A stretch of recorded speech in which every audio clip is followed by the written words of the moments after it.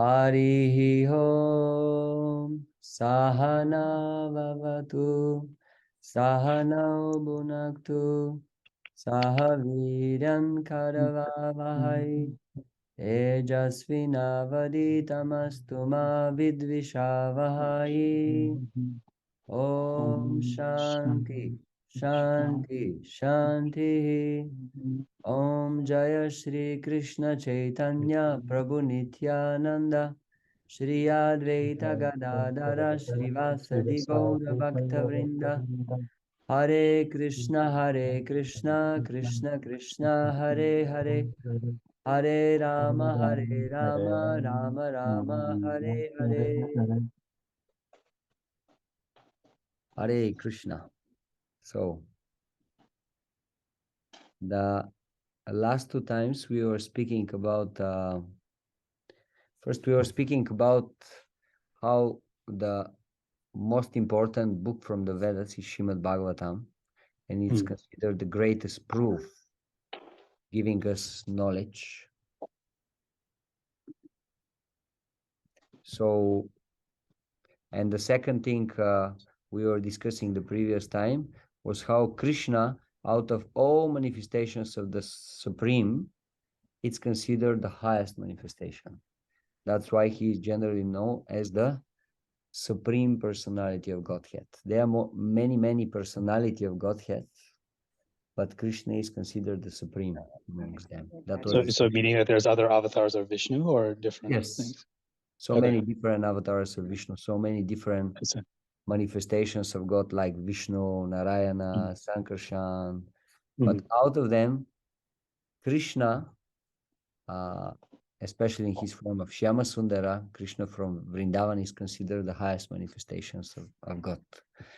That was the second thing that we established. And then we started the topic how Krishna is taking care for everybody, but for the most of the living entities, he's taking care not directly, but rather through his material energy.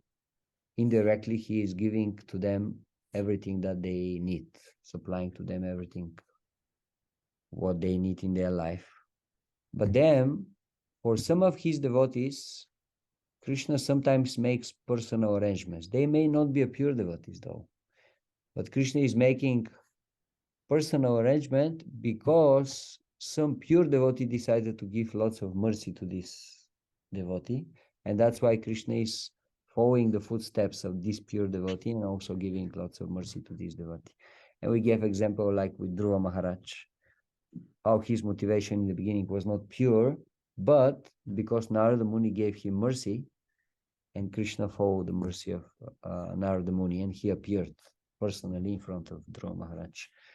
And then for his pure devotees, Krishna is making very special arrangements. Actually, he is looking for opportunities to render some service to his pure devotees.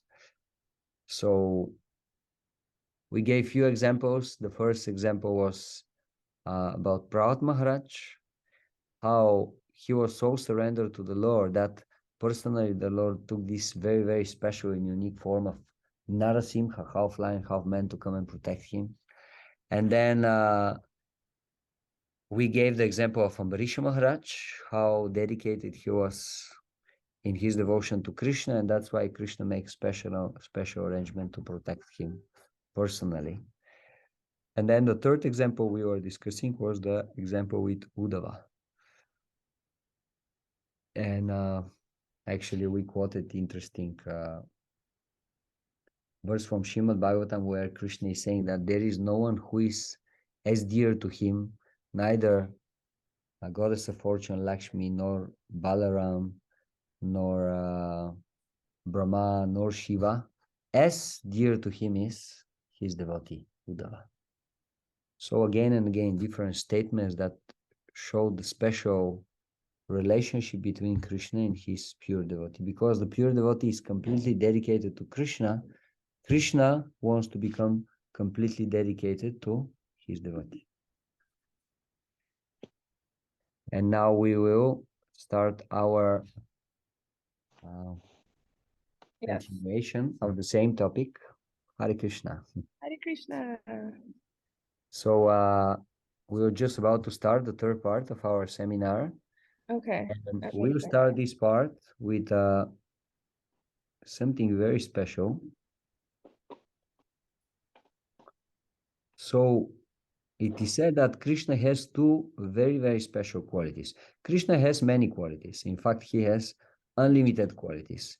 But out of all his qualities, two are very, very special, unique, and very important, especially for the devotees. So, Shiva Jiva Goswami explains that because of love of his devotees, the Lord manifests two qualities that are superior to all his other qualities. First one, he melts with prema when he sees his devotees, his pure devotees. And the second quality is he is controlled by the love of his devotees. And in certain situations now, we'll see how Krishna actually manifests these qualities in when he's in the association of pure devotees. Yes. It's okay? Yeah. Okay. Yeah. So, in other words, Krishna will always manifest these two qualities, even if this means to break his normal ways of behavior and manifestation of his other qualities that he manifests in certain situations. And now, actually, the acharyas, they took very nice examples to show this, and we'll just go through them. So, first, how we have examples how the Lord melts with prema in the association of his devotees.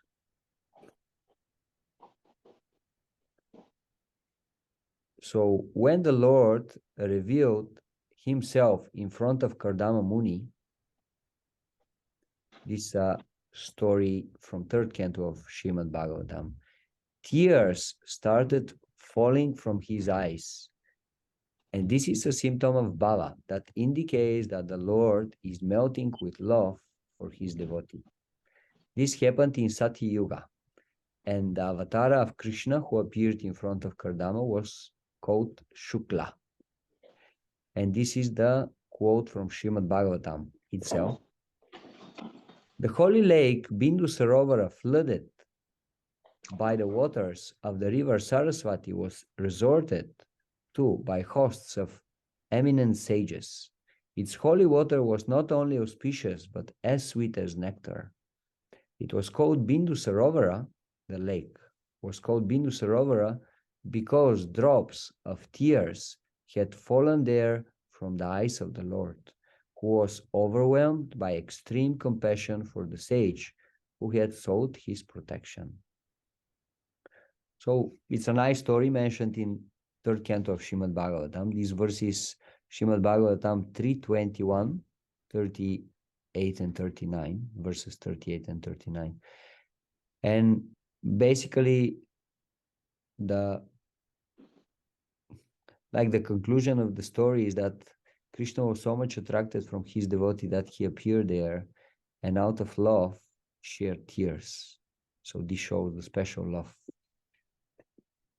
This is a relationship between the Lord and his devotee in dasya mood or servant. The devotee has a relationship with the Lord as a servant.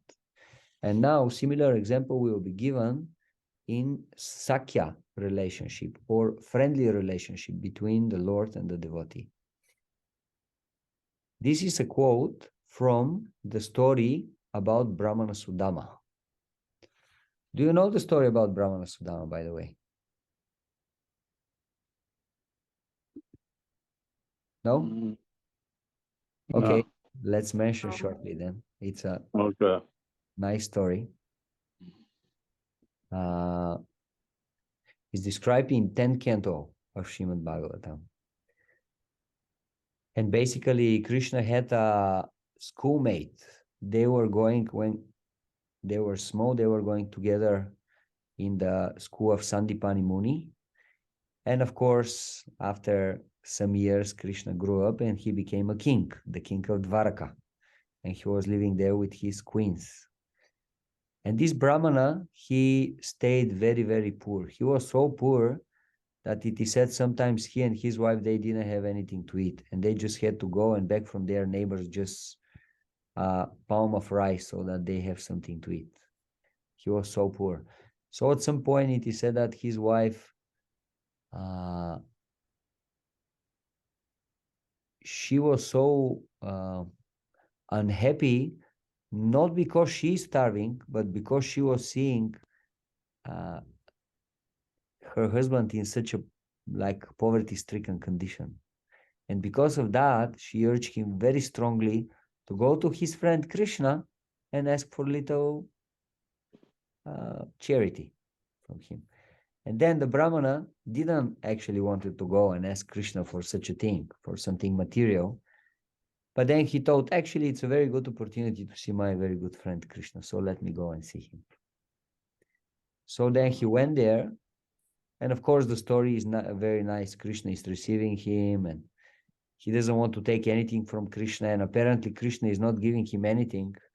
But then when he goes back to the place where he was living before, actually he sees a huge palaces. And his wife come to receive him. And she is dressed in some amazingly beautiful silk saris. And she looks like amazingly beautiful. And like basically Krishna gave him so much opulence and wealth. It's a very interesting story, actually. We don't have much time to say the whole story, but it's really a story we recommend for everybody to read. So anyway, the quote that we are going to read now is from the moment when Brahmana Sudama goes in Dvaraka and he will just meet his Lord. That's the description.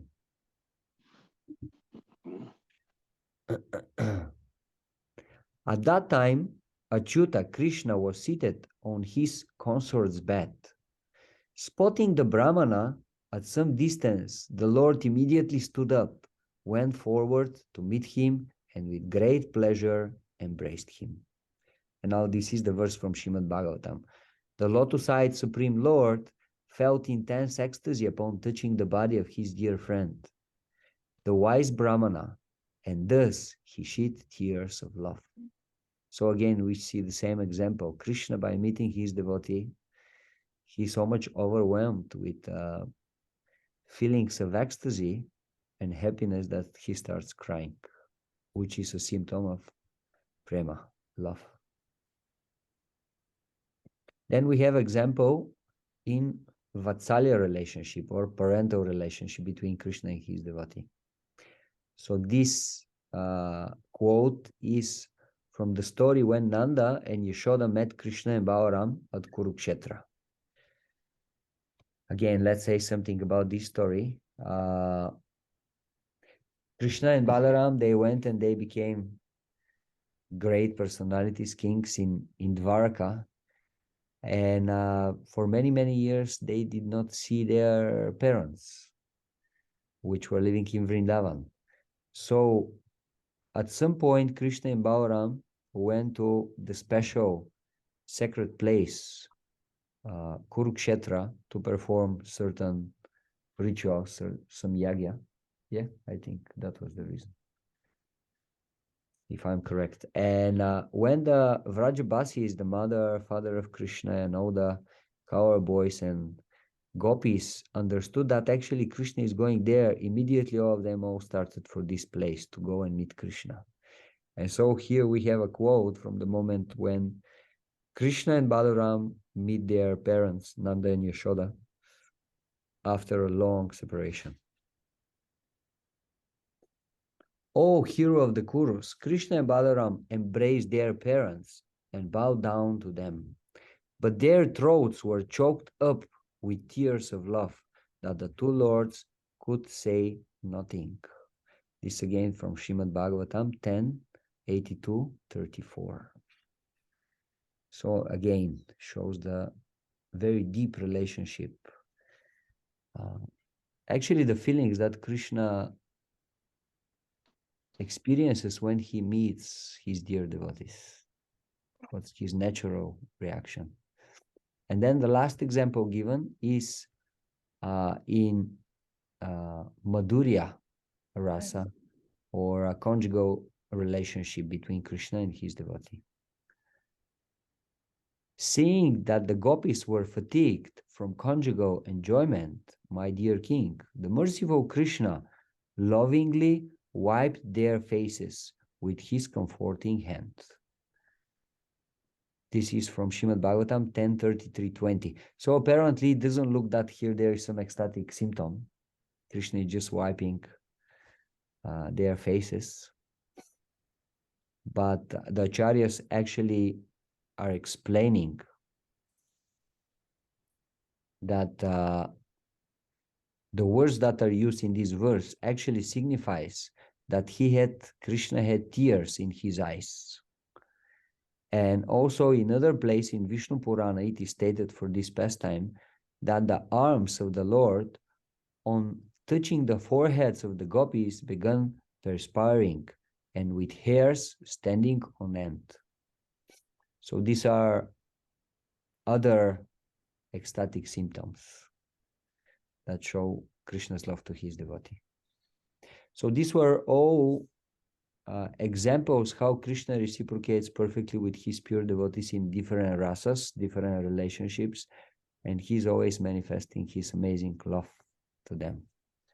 Do you have some questions till here?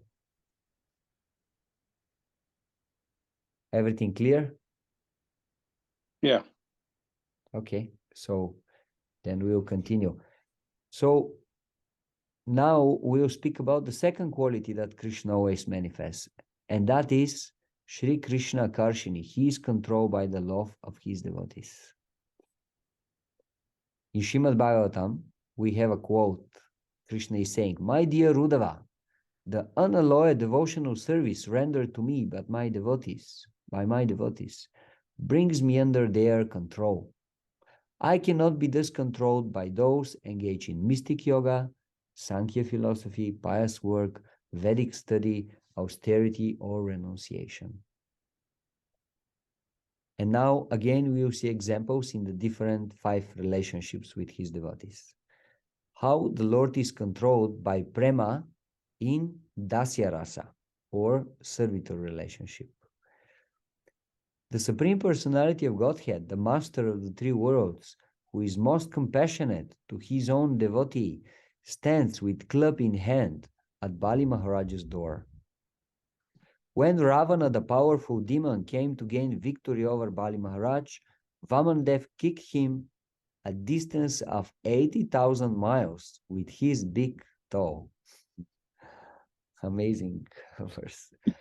This is from Srimad Bhagavatam, 5th canto, chapter 24, verse 27. So, in shortly, this story, it's Bali Maharaj was one of the greatest kings of the demons. He was so powerful that he managed to win and conquer the kingdom of Indra, the king of heaven. And actually, Bali Maharaj was based there. He was living in the heaven, in Svarga, and he was controlling the whole universe practically. So then Krishna, in order to help to his great devotee, Indra, appeared in a special incarnation as Vamanadev. And he asked the king for 3 steps of land only as a charity. And king was just about to give it to him.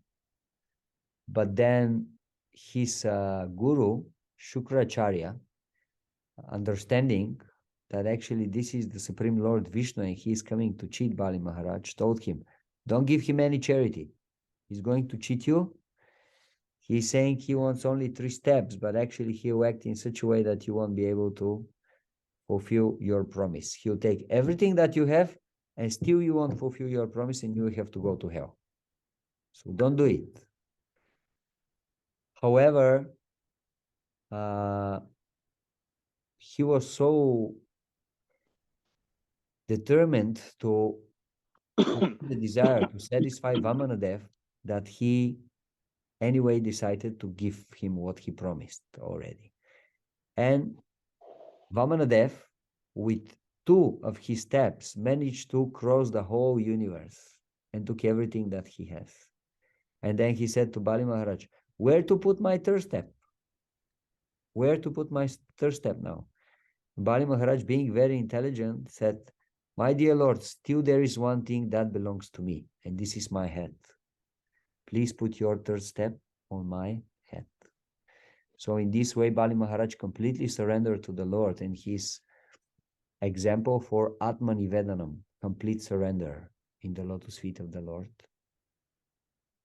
However, there are different interesting details about this story from the Acharyas, and one of those interesting moments is that at some point his wife came, and his wife said, how can you say that something belongs to you? Nothing belongs to you. Even your head and your body does not belong to you. They also belong to the Supreme Personality of Godhead. And so actually his wife showed even higher grades of devotion than Bali Maharaj himself. And then, of course, Vamana gave back he arrested Bali Maharaj. After taking all this from him, actually he arrested him. And he put Indra back on his throne in heaven. And apparently punished Bali Maharaj by sending him on one of the hellish planets under the earth. But actually, this planet was so special that the standard of living there was higher than even the standard of living on the heavenly planets.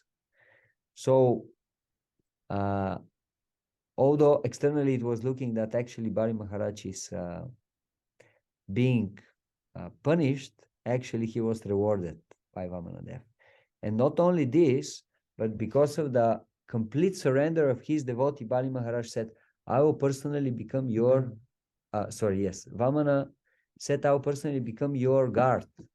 I will be your security, and I will always stay on the gate of your kingdom. And if someone comes, if he is not a well-wisher, I will personally stop him. I will not allow anybody to come and do something bad to you. So this is the meaning of what we just read. Out of love of his devotee, Krishna is controlled to such an extent that he became a guard to his devotee. This is the love of Krishna to his devotees. And of course, what is mentioned also in these verses, how one time Ravana came to ask charity or help from Bali Maharaj. Why? We know the story from Ramayana, how Ravana stole Sita Devi, the wife of Lord Ramachandra. Yes, we know this? Yeah. And then at some point when Ravana felt that he is really getting into difficult situation because Rama was just about to reach Lanka and ready to fight, and Ravana became afraid, what will happen now? Am I going to be the winner?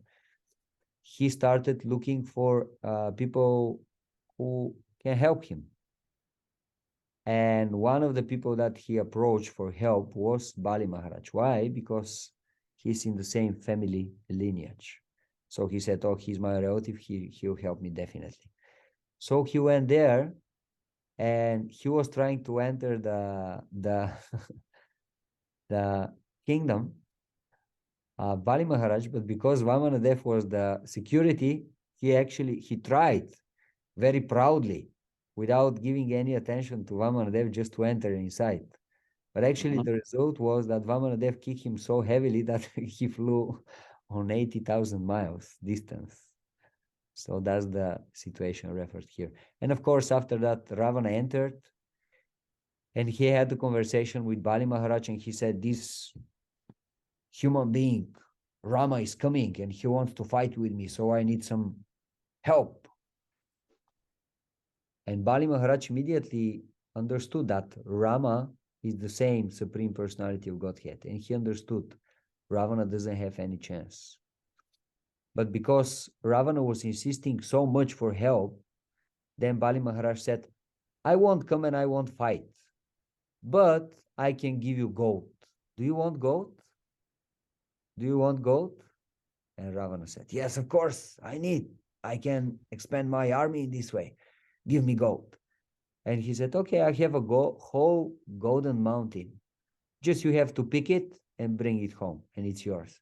And Ravana was so happy, like he was beaming from happiness. And then Bali Maharaj brought him to this huge mountain of gold and taught him, lift it. And Ravana, with all his power, all his mystic power, was trying to lift this golden mountain, but it was not possible. It was so heavy, so heavy. So at the end, when actually he couldn't manage doing it, Bali Maharaj said, come with me. And they went from a big distance. And they saw this mountain from a big distance. And he said, what do you think is actually this? And Ravana said, well, I don't know. It has a very strange form, like round shape form. And Bali Maharaj said, actually, in your previous life, you were the great demon Hiranyakashipu. And that was your golden earring. You were so big and so powerful that was your earring. And although you were so powerful, you were killed by this Supreme Personality of Godhead Vishnu. Why do you think that now you have some chance? Better surrender to Rama. And when Ravana heard this, he was so dissatisfied and he just started screaming, no, I'll never surrender. I'll fight, I'll kill him. So this is the story referred here. And again, the story shows how Vamandev was controlled by complete surrender of his devotee. Then after that, we have another example, how the Lord is controlled by the love of the Pandavas. They are in friendly relationship with Krishna. Maharaja Parikshit heard that out of his causeless mercy, Lord Krishna, Vishnu, who is universally obeyed, rendered all kinds of service to the sons of Pandu, the Pandavas, by accepting posts ranging from chariot driver to president to messenger, friend, night watchman, etc., according to the will of the Pandavas, obeying them like a servant and offering obeisances like one younger in years. When he heard this, Maharaja Parikshit became overwhelmed with devotion to the lotus feet of the Lord. This is a quote from Srimad Bhagavatam, 1st canto, 16 chapter, 16 verse. So basically here we have a reference how Krishna was so attached to the Pandavas that he was ready to do anything and everything for them. Like we already mentioned the situation with Arjuna, how Arjuna was in a position of being warrior, and Krishna took the position of his chariot driver, and Arjuna said, Krishna, bring my chariot in between the two armies. And Krishna said, yes, sir, I'll do. And here in this verse, we are finding so many other situations where Krishna was rendering service to the Pandavas. He was doing the service of being their messenger at some point just before the war to start. Actually, for the last time, Pandavas, they wanted to try to make peace with the Kauravas and avoid this huge war.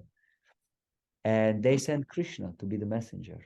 And Krishna accepted immediately. Yes, I will do. No problem. If you want me to do this, I'll do it for you. And sometimes it is said that he was a watchman during the night for them. All the Pandavas, they were going to sleep, and Krishna was staying the whole night awake with a sword in hand to protect the Pandavas. And this is the Supreme Lord. This is the Supreme Lord. Everybody is serving him. All the great sages, Shiva, Brahma, Indra, everybody is serving him. And he is so much controlled by the love of his devotees that he is ready to become a watchman during the night when they are taking rest. This is Krishna.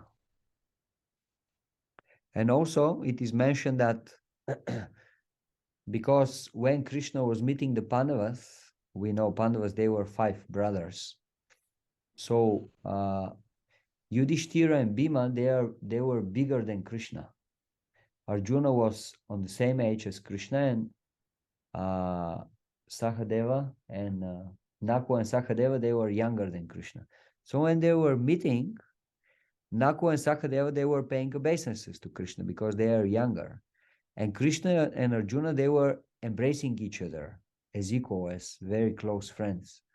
But to Yudhishthira and Bhima, Krishna was paying obeisances. He was offering obeisances on the ground. So this is the Supreme Lord when he's protecting his devotees in friendship rasa, Sakya rasa. Then we have another example how Krishna is controlled by the love of his devotees in parental relationship. The gopis would say, Krishna, my dear Krishna, if you dance, then I shall give you a half sweetmeat. By saying these words and start clapping their hands, all the gopis encourage Krishna in different ways. At such times, although he was the supremely powerful personality of Godhead, he would smile and dance according to their desire, as if he were a wooden doll in their hands. Sometimes he would sing very loudly at their bidding. In this way, Krishna came completely under the control of the gopis. There is another similar pastime. When Krishna was very much absorbed in his playing outside, and he was being late for lunch, Mother Yashoda was coming outside and she was saying, Krishna, are you a street boy? Come immediately at home and start taking your lunch with your father. And Krishna, very submissively, immediately was coming at home and sitting down and eating with his father. So this is how actually his pure devotees control him by his love. And then the last, how Krishna is controlled by the love of the gopis, the greatest of all devotees of the Lord. Krishna is saying in Srimad Bhagavatam, 10th canto, chapter 32, verse 22, I am not able to repay my debt for your spotless service, even within a lifetime of Brahma. Your connection with me is beyond reproach. You have worshipped me, cutting off all domestic ties, which are difficult to break. Therefore, please let your own glorious deeds be your compensation. In other words, Krishna is saying, I am so indebted to you that I actually cannot pay my debt to you. So normally, in this case, Lord Krishna reciprocates in proportion to the surrender of the devotee. As much devotee surrender, that much Krishna reciprocate. That's why we have verse from Bhagavad Gita. Yeyatamam prapadyante tam stataiva bhajamyaham. But in the case of the gopis, their love is so pure and so uncontaminated, so unconditional, that Krishna cannot reciprocate equally. And that's why he is saying to the gopis, I cannot do what you are doing. And we have a more explanation a little bit from one of the acharyas, Shiva Vishwanath Chakravarti Thakur. He is saying, Krishna is speaking. I reciprocate to your love, but I am worshipping you without giving up the affection for father, mother, brother, and friends. Though I promise, yeyatamam prapadyante, I am failing in this promise in regards to you, for I did not give up my father, mother, brother, and friends as you did. This meaning is obtained from the same phrase.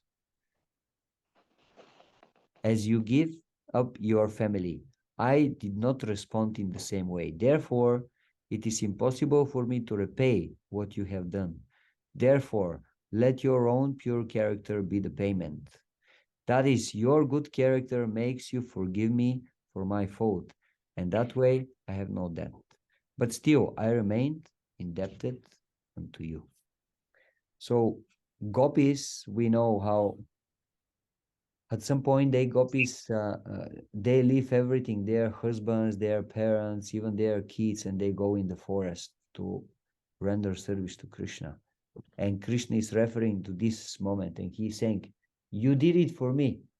For me, you gave up everything, even your family, your father, mother, brother. I cannot do that.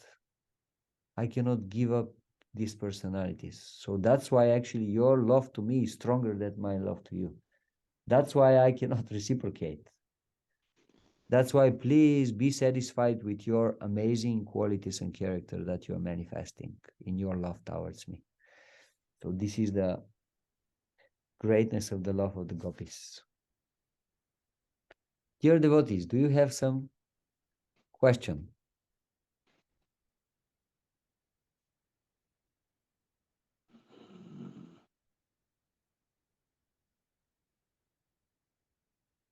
Or everything is clear?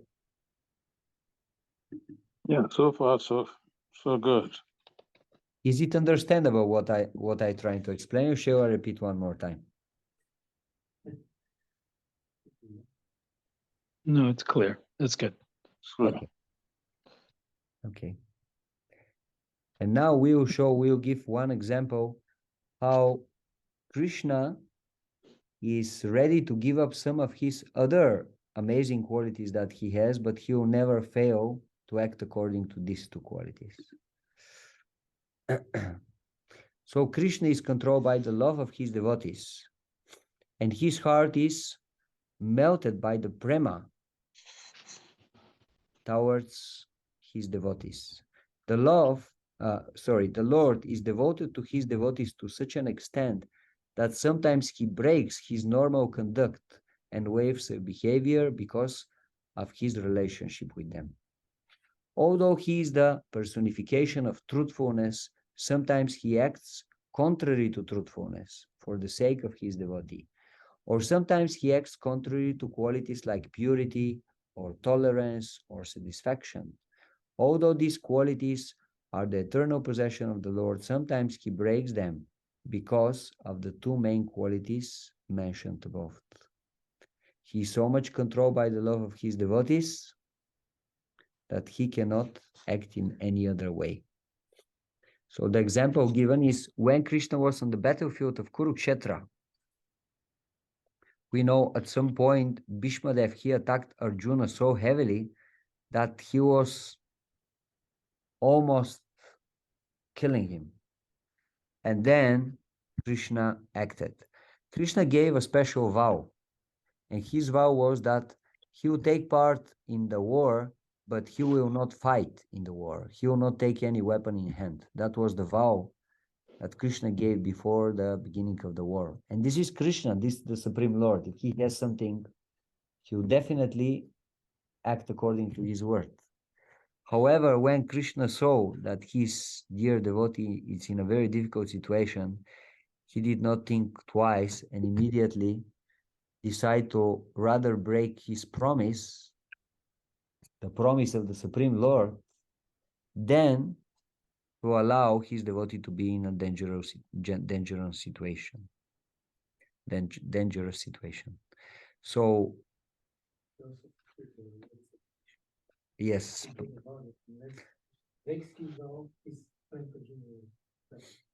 Yes, that was one reason. The other reason why Krishna acted in this situation is because Bhishma Dev was fighting against Arjuna, who was also a very exalted pure devotee of the Lord, gave a vow that next day either he will make Krishna to take weapon in his hands, or Arjuna will fall down killed by his weapons.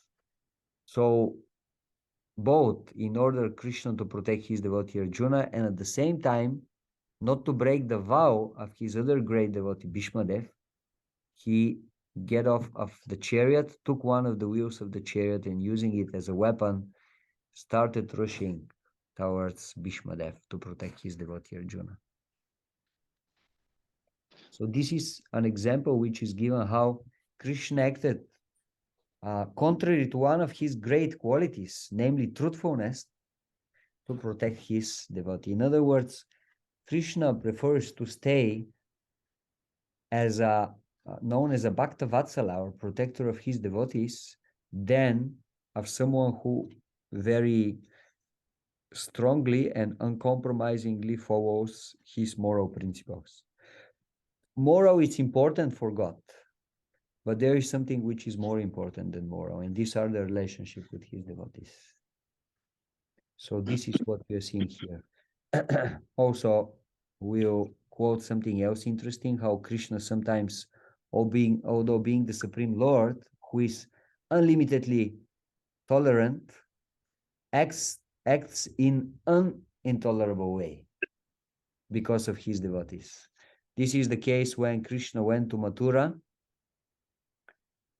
and he wanted to free his parents from the jail. His mother and father, Devaki and Vasudeva, they were in the jail, so Krishna wanted to save them. So then in Mahabharata it is said that he said,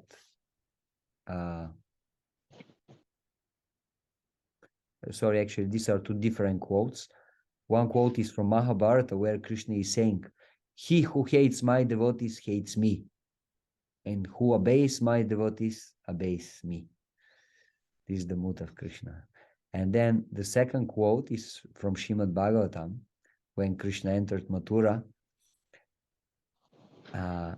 As Kamsa thus raved so audaciously, the infallible Krishna, intensely angry, quickly and forcefully leapt onto the high royal dais. And then he just goes and drags Kamsa down and starts punching him in order to free his mother and father. So although being very, very tolerant, sometimes Krishna is not acting in this way. Why? Because of love of his devotees. And there are many examples like that. We won't go through all of them. But again, the point to show is that Krishna will always act according to these two qualities. He will be controlled by the love of his devotees, and he himself experiences very intense prema and love of his devotees. Now we will give two other very nice, amazing examples about this. Panel will share with us.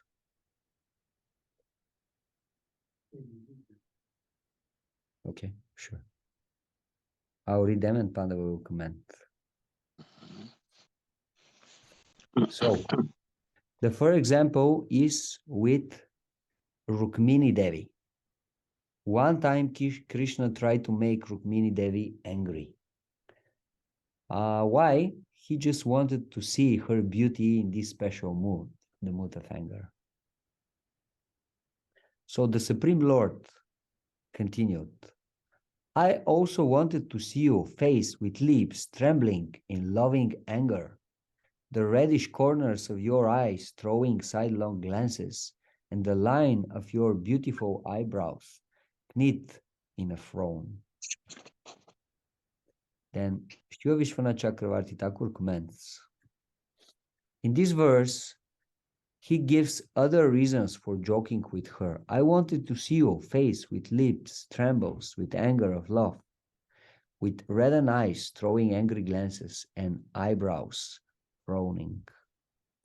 But if that was the Lord's desire, then why did Rukmini not comply and show anger? In other words, if Krishna is the all-powerful Lord, how is that he wanted something to happen and it didn't happen? That's the point. Because he didn't get angry. He didn't. Yes, he wanted Rukmini to become angry, but she did not.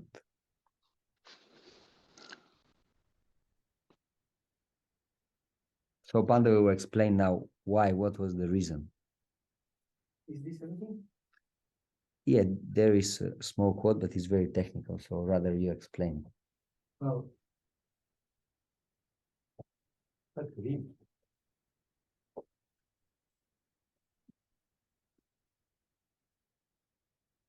Okay, and the Lord's Icha Shakti is under his control, but Prema controls the Lord.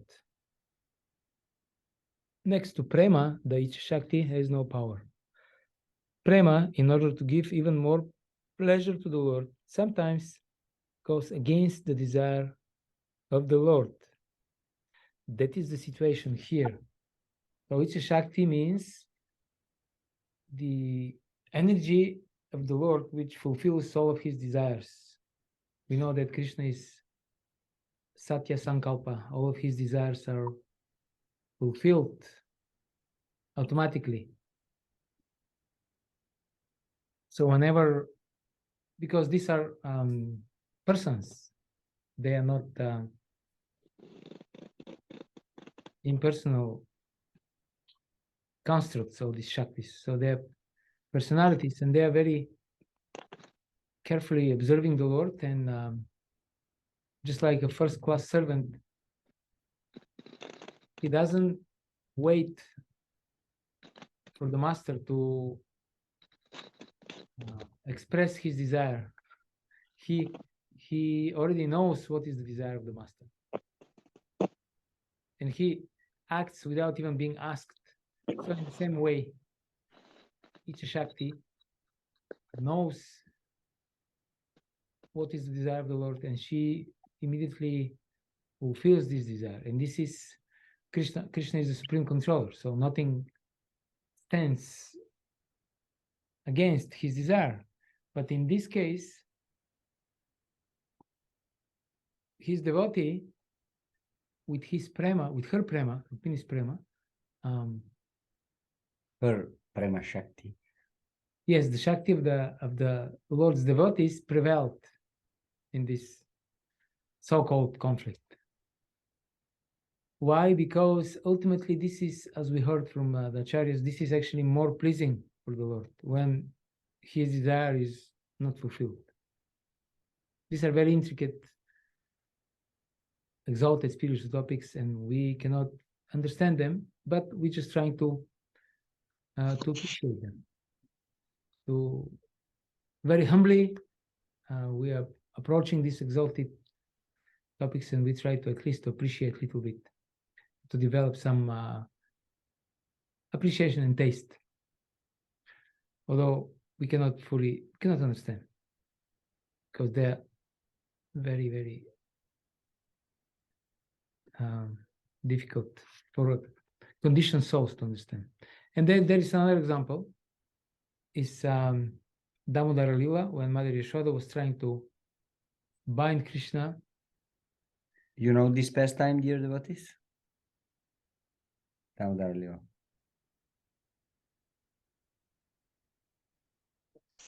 Was, Krishna was creating, he was very naughty, so Mother Yashoda wanted to bind him. But she was not successful. And Krishna actually didn't want to be bound by his mother, because children, they want to play freely. They don't want to be bound, because this is a obstacle. Krishna wanted to play with his with his friends, and to do whatever naughty, mischievous things that he wanted to do. But his mother wanted to bind him. So at first it didn't work out, because she couldn't find enough ropes to bind him, because you cannot bind the Supreme Personality of Godhead unless he allows. He's binding everybody with his energies, but nobody can bind him. But so after a long time, when the Lord saw that his mother is tired and exhausted because of this endeavor to bind him, then he allowed his mother to bind him. So here the question is, again, the same question. The Lord's Icha Shakti, his energy of that fulfills all of his desires, the energy of the desire of the Lord. She understood immediately that the Lord doesn't want to be bound. And therefore she prevented Mother Yashoda from binding Krishna. But then at the end, this Icha Shakti had to submit to the power of the intense love of Mother Yashoda, because she wanted to bind Krishna as a expression of her love for him, because she wanted Krishna to be safe. She didn't want anything bad to happen to him. And the Acharyas explained that whenever there is a conflict between the desire of Krishna and the desire of his pure devotee, and always the desire of devotees on the top. the desire of the devotee prevails. So these are these two pastimes that are very instructive in this regard. And as I said, we cannot fully understand this, but at least we should try to appreciate. Yeah, we can see how how actually, I mean, this is very interesting in spiritual life, how the most powerful person actually he's controlled. He's controlled by love. Like sometimes you have this, I mean, YouTube and other place, you can see some of those super famous people, like some people, very famous martial art people, or very muscular, very huge, very strong people. And they're so strong, but they have a small kid, and they are actually so much in love and control because of love to their kid. Let's say the kid may take them for one of their fingers. They are so big that the kid can take only one of their fingers, and start walking somewhere, and they just walk behind him because they are completely controlled because of the love. And Krishna is actually doing the same with his devotees. The devotee, although being very minute by nature, Krishna is known as Vibhu, the greatest, and devotee is Anu, very, very small, like atomic particle. But because of his love, he can just take Krishna and says, Krishna, come, and Krishna is coming. Gopis are saying, Krishna, dance, and Krishna is dancing. Mother Yashoda is saying, Krishna, come here, I will punish you. I will bind you with a rope. And Krishna is saying, okay. And this is the supreme love. Yeah, another interesting thing is that Krishna lets the control out of his hands, so to say. In his pastimes, he gives the control of the pastime to Yogamaya. It is like sometimes people make these parties where they give the management of the party, the scenario, all the arrangements, they give to some very close friend to arrange everything, so that There's surprise. there is some surprise. Yeah, they want to be surprised, but the surprises are arranged by somebody who is very close to them, who knows what actually they like, who knows how to arrange everything properly, but at the same time it should be surprise. So Krishna does something similar with pastimes. Krishna doesn't know what will happen actually. Therefore, when in Chaitanya Charitamrita there is a description of the reasons for Krishna's appearance, Krishna explains himself that I will be overwhelmed, and the gopis will be both overwhelmed with strong feelings of love and affection for each other. And sometimes by the will of the providence we will meet, and sometimes we will be separated. And this providence is actually Yogamaya. But Krishna, it's an amazing thing. Krishna is actually even beyond the concept of God as it is normally conceived of by ordinary religionists and theologians or philosophers, because God is the complete full controller. He is the Almighty, God Almighty. Yeah. But Krishna is not like that. He lets the control. That's how he lets go of the control of the situation. He doesn't know what will happen, and he's not even got in Goloka Vrindavana, in the sense that the devotees there don't serve him because they are motivated, because Krishna is God. They serve him because they are spontaneously attracted to him. Just like a rich person, sometimes he becomes bored that everybody's dealing with him very superficially because everybody knows he's very wealthy. So sometimes he wants to experience this normal human relationships. So similarly, Krishna doesn't have problem if he's God. He is not bored. He enjoys. He's a supreme enjoyer. But God, Krishna there is always something higher. Therefore, Krishna, he's perfect in Dvaraka. He's more perfect in Mathura. He's most perfect in Vrindavan. Hare Krishna.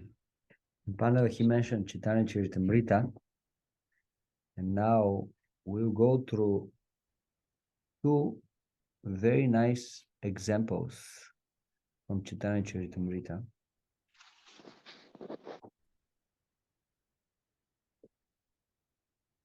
There are two very nice stories, actually. At some point, like generally we know, Sri Chaitanya Mahaprabhu, he is known as the last incarnation of Krishna, the last avatara. He was never saying or showing that he is God. He was always acting as a devotee of God.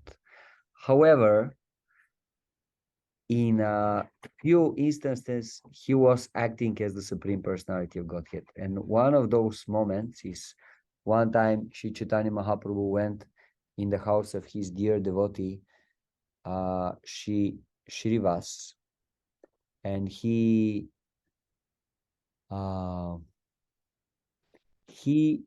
moved aside the deities on the altar, and he sat down in the middle of the altar of his house and said, Shrivas, worship me.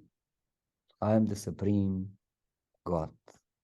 And then, of course, Shiva started worshiping him, and so many other devotees came, and they were worshiping Sri Chaitanya Mahaprabhu, and this continued for a long time. So at some point, Sri Chaitanya Mahaprabhu wanted to give benedictions to all his different devotees. He wanted to give them some blessings. So one by one, he was calling for different devotees, and he was telling them some very unique and intimate things for them that no one else knows, to show them how he is the closest person to them, and he wanted to give them blessing. So at some point he called for Gangadas Pandit,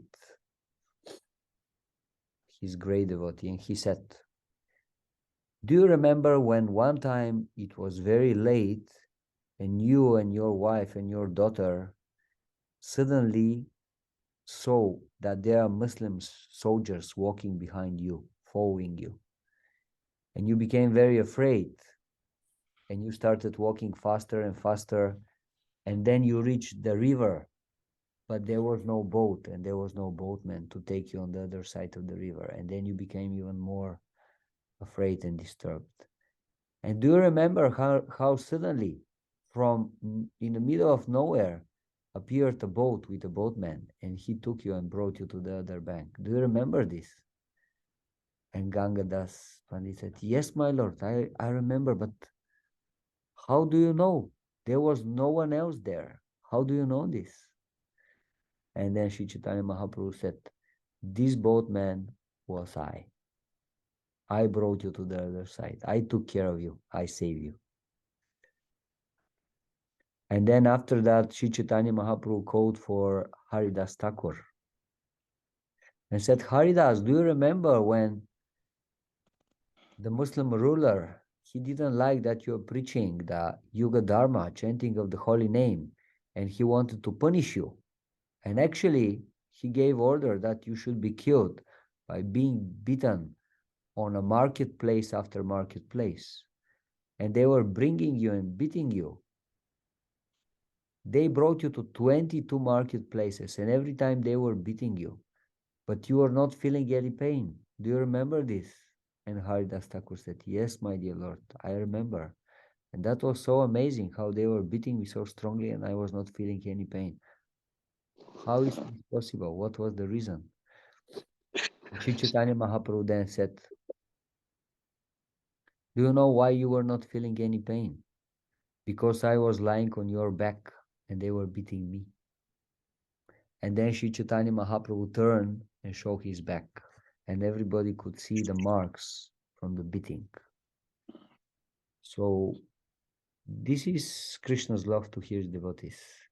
He is ready to do anything and everything to protect his devotees, to protect them from all difficult situations because he is controlled by their love, because of their love to him.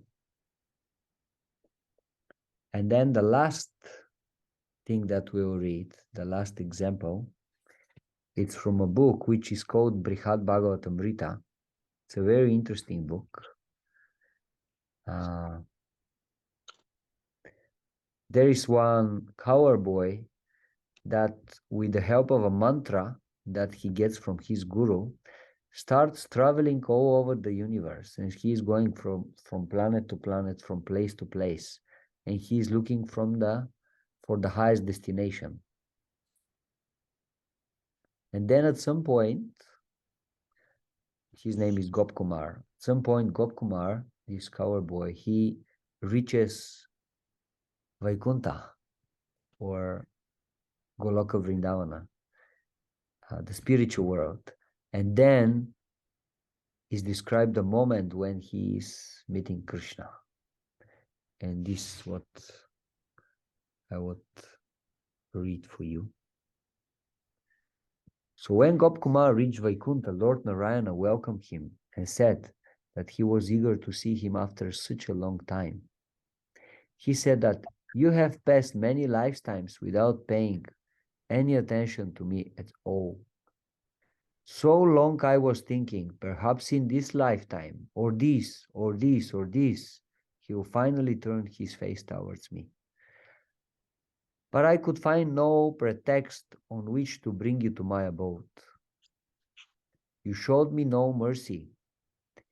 And as I considered this, I grew impatient. This is what Lord Narayana is saying to Gopkumar.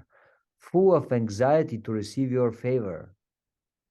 So I transgressed my eternal code of conduct and arranged for you to take your current birth. Dear boy, in that divine district of Govardhan, my most beloved abode, I myself personally became your guru, known by the name Jayanta. So today you have at last fulfilled the desire I have harbored for so long. Please nourish your happiness and mine by staying here forever. So this is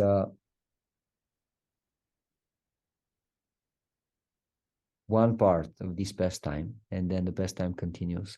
After Gopkumar attained Goloka, so now he's coming to the final destination, Krishna Loka, Goloka Vrindavana. He received Krishna's darshan. They embraced each other and Gopkumar fainted due to intense ecstasy. But what is even more astonishing is that Krishna also fell unconscious due to ecstasy from the meeting with his dear devotee, Gopkumar. Krishna was so happy to see his devotee again. Some details from Brihad Bhagavatamrita. And now we have the quote.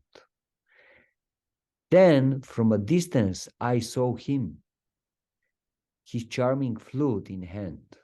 Running quickly, he emerged from among his friends and animals and approached me, saying in a sweet voice, Look, Shridam, here is my dear friend Sarupa, the sun who shines on the lotus of your family. He leaped forward and came close to me, compelled by the affection of his helpless devotee. I fainted with love at seeing him. He caught hold of me by the neck, and suddenly he too fell to the ground. A moment later, I reawoke and carefully freed my neck from his grasp. I stood up and saw him on the ground, unconscious, covered with dust. He was moistening the path with his tears. Suddenly Krishna opened his eyes, sealed till then by a flood of tears. Seeing me, he joyfully embraced and kissed me, but then he looked around and became embarrassed. That best of lords took my hand in his own left lotus hand, and received me as a long-lost bosom friend. He asked me various questions. Then he greeted all the people of Raja and entered the best of covered villages with the gait of an elephant. This is from Bhakti, from Brihad Bhagavatamrita 3.6. So this is Krishna, our worshipable Lord. He loves us so much that he wants us to go back to him much more than we do. And he is ready to help us with everything. We can go to the beautiful place Goloka Vrindavan and enjoy there with him eternally. But instead, we are trying to exist in this temporary place full of miseries and suffering. A place where you lose your closest people, where there are no permanent situations, where our body is constantly breaking down, where there are dangers at every step. So let us go through this life as Vaishnavas, as servants of Krishna and everyone else, and not like Kripanas or misers. Let's not become attached to the petty things of this world, and let's go back home, back to Krishna. Hare Krishna, Hari Om Tat Sat. Hare Krishna. So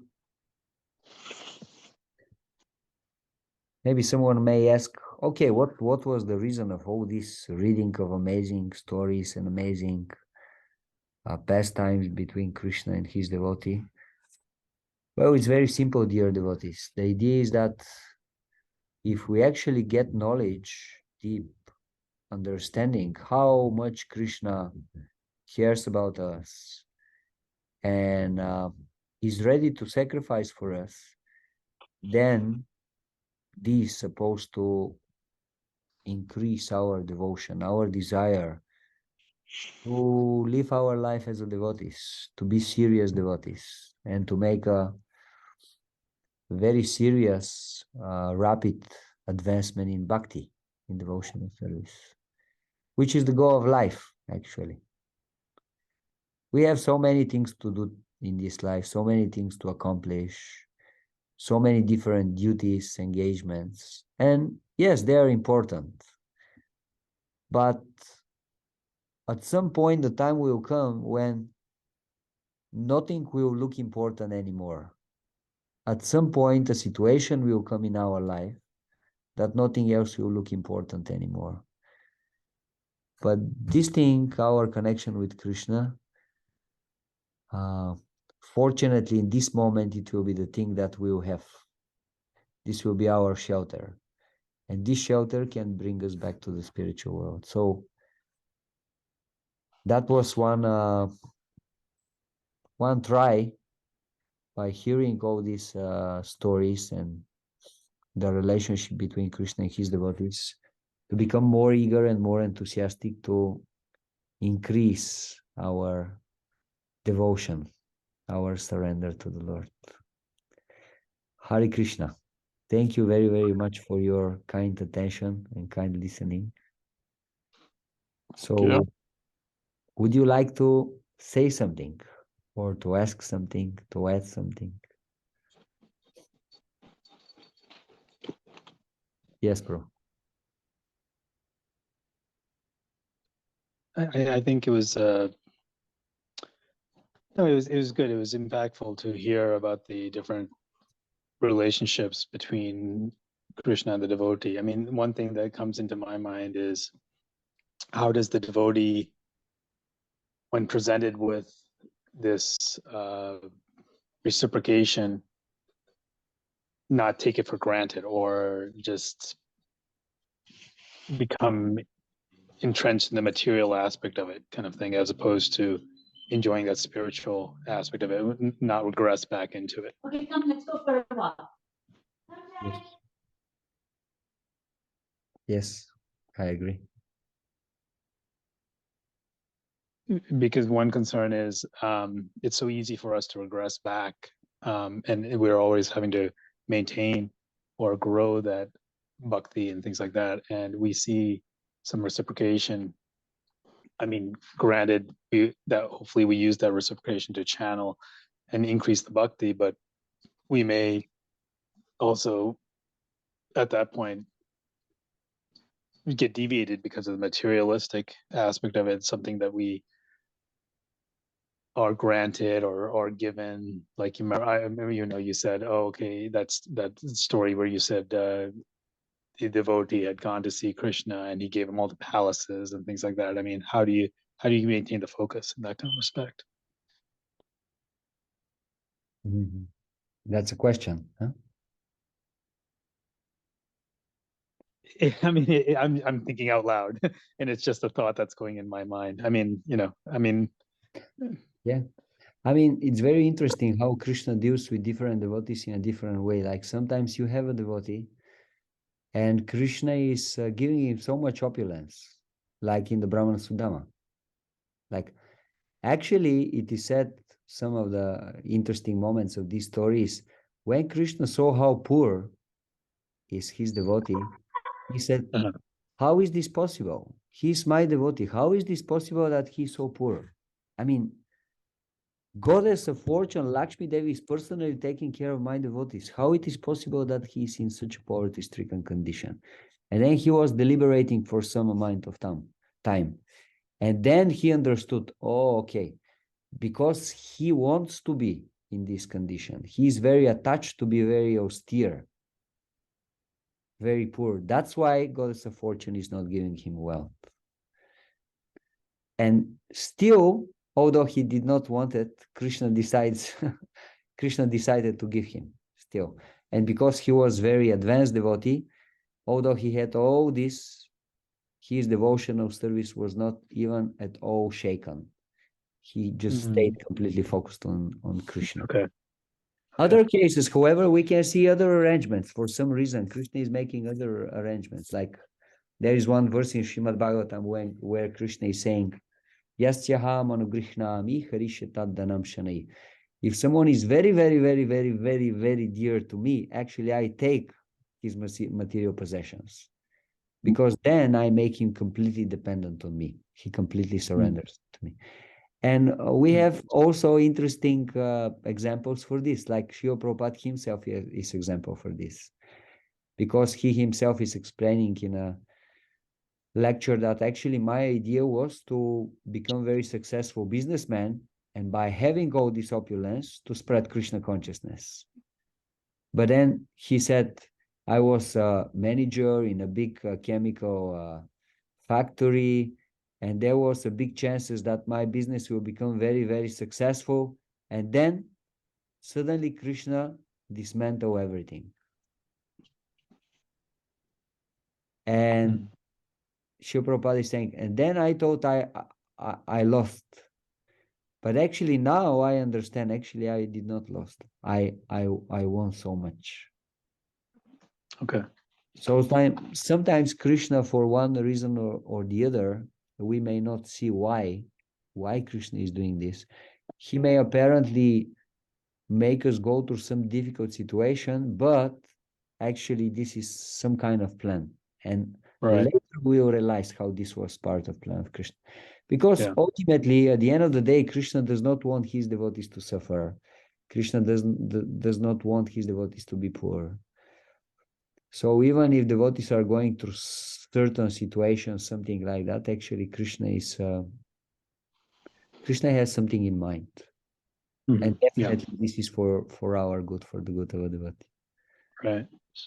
So we just have to keep our faith and our devotion. We have to keep continuing on the path, basically. So. Yes, I like to say it in this way. If we have to balance between two things, we should always see that Krishna is first and the other thing is second. Mm. No. Of course, sometimes this is not easy, but actually, this is what it takes practically to become a pure devotee. Sometimes, okay, we have these amazing explanations about pure devotees, like some amazing personalities, and we are thinking, oh, when I will reach this level. But actually, if you think practically for our day-to-day life, what means to be a pure devotee? It means every time when you have to make the choice, and the choice is Krishna or Maya, every time you choose what? Mm. Krishna. Krishna. Mm. That's it. So simple. Right. And if you do this again and again and again, actually you are pure devotee because you always choose Krishna, not Maya. Mm. Now, sometimes we choose Maya. That's why still we are not completely pure devotees. But actually it takes that much. Just every time to choose Krishna, Krishna, Krishna, Krishna. Mm. Mm. Krishna to be on the first place. It doesn't mean that you don't have anything else in your life. You may have many other things. But it's Krishna is the most important thing in life. That much. So I just have another question. I mean, I was talking to a friend, and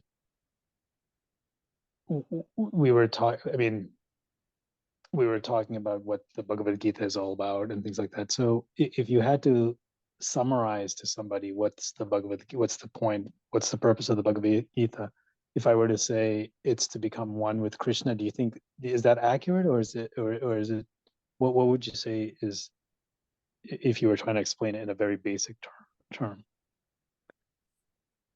The problem of saying that to become one of Krishna is that generally most people, 99% of the people will understand it in a wrong way. Because generally by merging people, what modern spiritualists understand by merging is that you will become Krishna. If you say the goal of Bhagavad Gita is to become one with Krishna, they will understand, okay, it actually becomes, means you become God. And then you'll be all powerful and you can do whatever you like. And you think about something, immediately it will happen, it will become reality, and this. And this is what actually modern spiritual people understand by merging. We don't mind merging, but our concept of merging is different. It's not merging of becoming one with God in a sense that you become God. Our concept of becoming one with God is you become so intimately connected with God that you don't have a separate existence. Okay. That's our understanding. Basically, whatever God wants, you do. This is so we all. But how would you explain that to a layman in the sense that you're trying to explain what the point of the Bhagavad Gita is? I mean, I think that might be difficult to relate to. It depends. If he is a religious man and you can work with religious context, I would just simply say the goal of Bhagavad Gita is to understand that we are servants of God and he is the supreme master above all. And if we serve him with love and devotion, we will be eternally happy and satisfied. I would say something like that. Now, if it's for someone who is not a religious person, generally they don't like to hear very much the word servant, isn't it? Right. So then I would use another word, like, for example, I would say something like the goal of Bhagavad Gita is to learn how to love God with all your heart, and whatever you do in your life, to do it with love and devotion to God. I would say something like that. Okay. Yeah, that's helpful. So it depends on the person. Basically, it's the same thing, but you are saying it with different words and different language so that they can identify with. Right. To make it relevant to them. Yes, exactly. Okay. Because it is already relevant, but sometimes if we don't use the right words, they don't think it's relevant. They think, oh, it's not for me. It's too far away from me. Okay. Hare Krishna. Something else from our other participants? I